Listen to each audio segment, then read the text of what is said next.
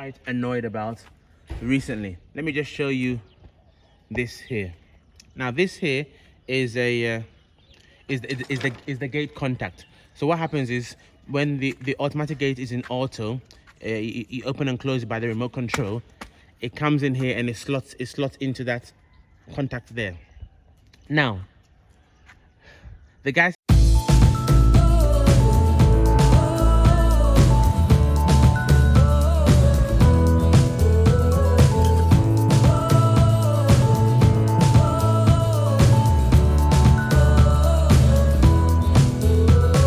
Hi guys, welcome to AsherGad channel, making Africa home again, one family at a time. So we moved in now, as you know, from the last couple of videos.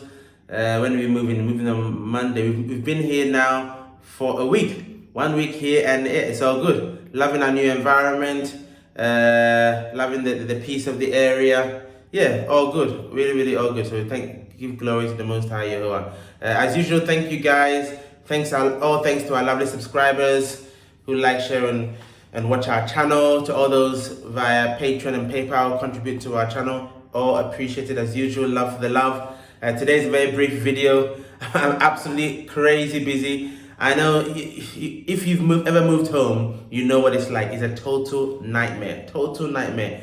It really is a total nightmare in terms of your stuff being all over the place, trying to move stuff around, trying to unpack. Oh my God, it is a total nightmare. All right, so some brief updates today. I just want to touch on the floor drain that I mentioned in the last video. And if you haven't watched that video, simply click up here. Let me just turn my camera around to show you what I'm referring to. So guys, this is the floor drain I mentioned last time. Okay, this is a good floor drain, done very well. There's always water in this area here, and that prevents the smells from coming up from the soakaway up into your bathroom. So that is well done, okay, which is great. Now I've just discovered one example of shoddy work done by the tiler, and I'll show you that when I go downstairs. Basically, when they were doing the tiling, and I got them to put the floor drain in, this floor drain in, they did a complete shoddy work to the extent that that floor drain they've put in is now completely useless and cannot trap the smells. So now, in fact, they've done it in two locations in this home. So I need to now bring those tilers back to break the tile, to reinstate the floor drain properly and retile again. 1 or 2 tiles in each of those areas, but I'll show you that when I go downstairs. An absolute nightmare, but this is the right way of doing it. So keep a mental picture of this, and when I show you the bad example, you can compare. Right, so, but before we go downstairs, let me just talk again about the basins and the traps under the basins here in Ghana, or where we purchased. Now, hopefully you can just about see that. Right, I think you can. Now, we purchased our basins from two different companies in Ghana, prominent companies, Palace Home Decor on Spintex Road, and West African Hardware Decor. Now, we also went to another shop, can't remember the name now, just to look at basins. And every single basin we saw comes with a flexible trap. So, or a flexible tube, sorry, which is that white flexible sort of tube with some sort of, it's not rigid, it's flexible, with those sort of contours on it. That's the flexible tube. Now, all the basins we saw come with this flexible tube, and what the plumber does, he has to install the tube and arrange the tube with that U shape, almost arranging the flexible tube to form a P-trap, or to look, form a P-trap style U-bend before it connects into the pipe that goes to the soakaway. Okay. All the showers, all the bathrooms, the floor drains, the basins, the sink, kitchen, they all go to the soakaway, which is the last chamber. Okay. Now, some people were asking me, well, it should be a rigid pipe. Yes, I agree with you, but I couldn't find any in those 3 major shops in Ghana. They were all flexible tubes. So there you have it. I have been into one home where we were living before, for example. All their stuff is imported, and that was a solid P-trap. It was a rigid pipe, not a flexible pipe. But then this also works, you know. So it's all put in now. It's all sealed with silicone as it should be, and you know, the smells are almost completely gone now. So we're happy about that. Now let's go downstairs, and I can show you the example of the bad work done by the tiler in terms of the floor drain. Okay guys, here we are. I'm in the location of a bad drain installation, really poor work, and I'm sure you can see the complete difference between the good one and the bad one. So here, this here, they've completely cocked this up completely, and this is supposed to be uniform all the way around. Okay, now this won't be able to trap the smells. So this is the reason why we're getting issues in this bathroom. So that is very poorly done, and I think at the time I was having issues with my plumber. He wasn't around. We needed to move things on, so I just asked the tiler to tile around and then put this floor drain in. They put, well, to be fair, they put all the tilers put all the floor drains in whilst they were tiling, and we only have issues with 2 of them. 2 out of however many there are, quite a few. There's 2 that we have issues, and this is an example of bad work. So this is something to keep your eye on, guys, and to check. So now what I've got to do is to bring the tiler back, get him to completely remove this tile, yeah, completely remove this floor drain, and then redo it again properly and reinsert the tile. I haven't even checked if we have this same tile around. I think we have spares, so that shouldn't be a problem. Even if we don't, well, I'd rather have a different tile than suffer bad smells. But that is one to watch out for. Really annoying, but what can we do? Take note. Okay guys, outside now. Let's see what's happening on the compound. As you can see, the pavement block is ongoing. Really looking nice. These are just the first stages, really. They've only just started. They've well, you can see what they've done. The first bit of it is ongoing. The grass is growing well as well. So that's what's happening there. Now, in terms of, for those who don't know how this all works, I'll show an image on your screen. So what they started, the first thing they did was to, what did they do now? Yes, was to level the ground. So they poured quarry dust. Sorry, let me correct myself. The first thing they did was to put the damp-proof membrane all on the ground, all on the landscape. Okay, I'll show you some pictures of that. They made sure, I inspected that as well. Make sure every single sheet of damp-proof overlaps, so you don't have any spaces. So obviously the whole idea is to prevent weeds from coming up. So after that, then they lay the pavement blocks, okay, which they're doing. They'll lay the pavement blocks all around. Then after which, we will get we have a trip of quarry dust outside. They'll pour quarry dust all over these blocks. Then they will compact. That is very important. They will compact to make sure everything is solid. The blocks are solid. They're already solid together, but they'll be even more solid, compacted to meet the ground levels, if you like. There'll be quarry dust in between each of the blocks as well, spread all around, okay, before it is complete. So that's how that's working. We have all our borders. Our borders will be grey, the natural color of the cement, and so all of what you're seeing in red there will all be changed to grey. Okay, we're gonna have a curb around this sort of centerpiece. We'll have a curb. That's, the blocks here are just temporary. You can see another sort of grey curb here as well. Everything red.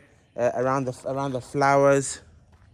Around the flowers, we will have a grey curb as well. Hey boy. We'll have a grey curb as well around these sort of flowers, palm trees, bougainvillea, and this as well. Okay, so that's how that's gonna work. Same thing here. See the boys playing about like mad.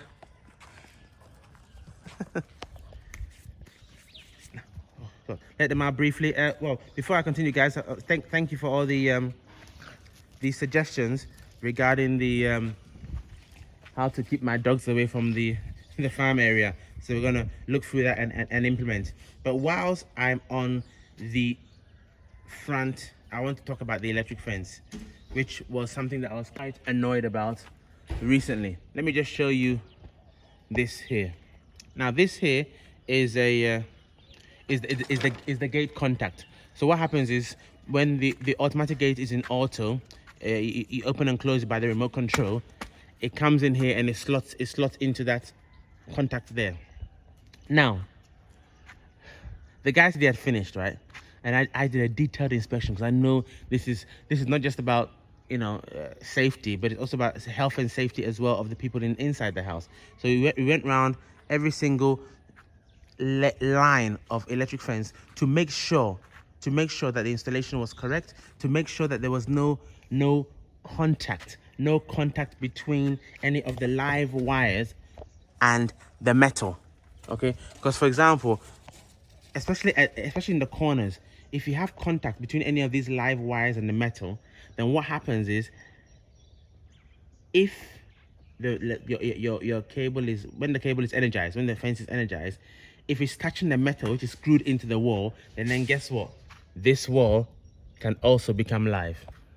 Yeah, even worse when it's raining. This wall can also become live. So obviously you have to make sure that the guy knows what they're doing. Now obviously these are on rollers, they're on insulators, which means that's fine. Yeah, that cannot energize your fence wall. Absolutely fine. What I'm referring to, let me show you an example, a clearer example in the corner of this plot. Let me show you, because I picked this up and we remedied it by just putting some insulation tape where there was possible contact. So this is something that you need to be aware of.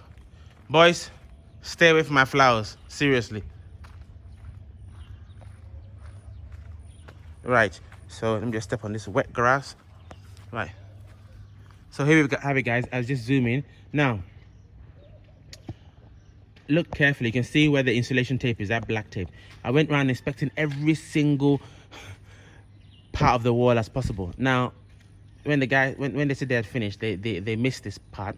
So you see this thin wire here, okay? Now, obviously, that's part of the electric fence. It will become live when you energize the fence. That was touching this metal here.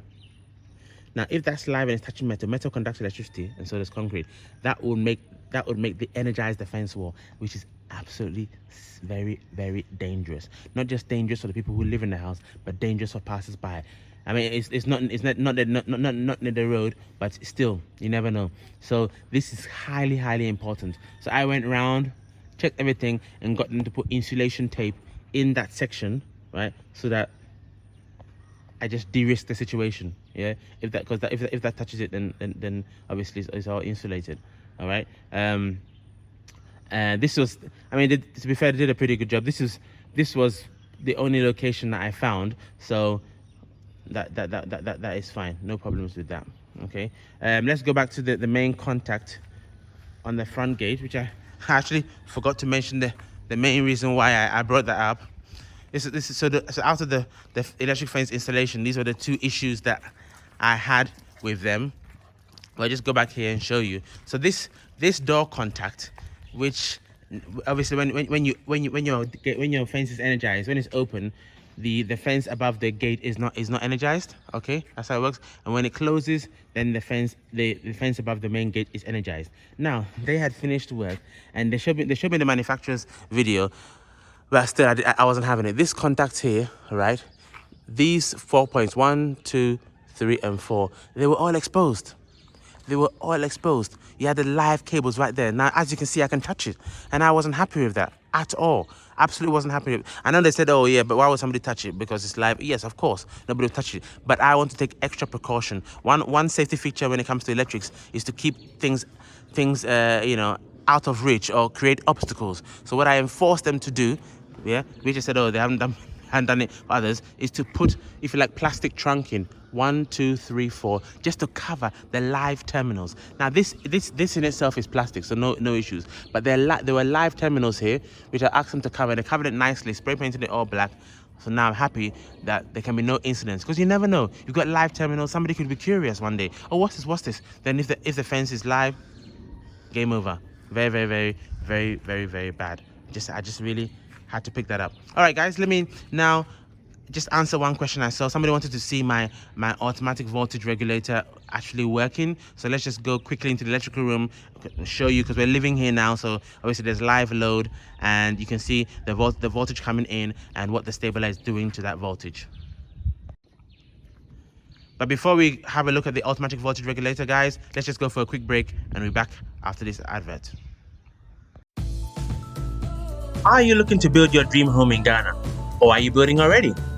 Would you benefit from regular site visits to monitor your building and receive regular progress reports?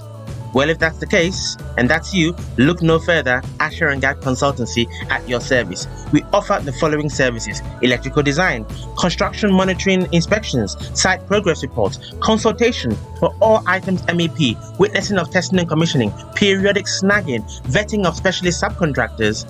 We also report site activities to you to hopefully help you spend your money efficiently and much, much more. Get in contact for your building needs. Details on the screen. AsherGad Consultancy, making Africa home again, one family at a time.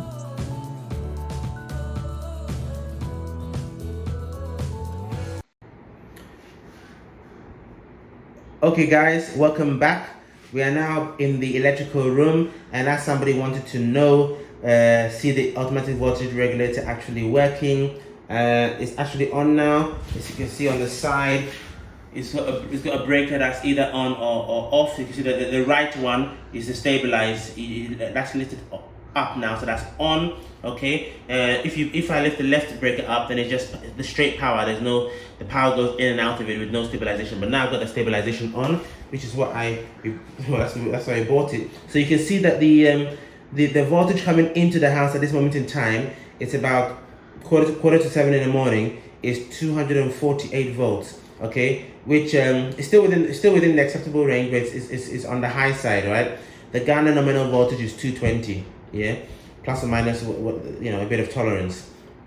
So now you can see that the stabilizer is reducing that voltage to about 217, 219. You can see it fluctuating, which is closer to the nominal to get so we have the right voltage that we need coming into the house. All right, so that's as simple as that. Automatic voltage regulator. It either reduces the voltage coming in if it's too high, or increases the voltage coming in if it's too low, to keep it around the nominal as much as possible. Around the nominal being about 220 volts here in Ghana. Okay guys, that's it for this episode. But before we go, I tell you what, I can't wait to fumigate this place. All sorts of insects crawling about.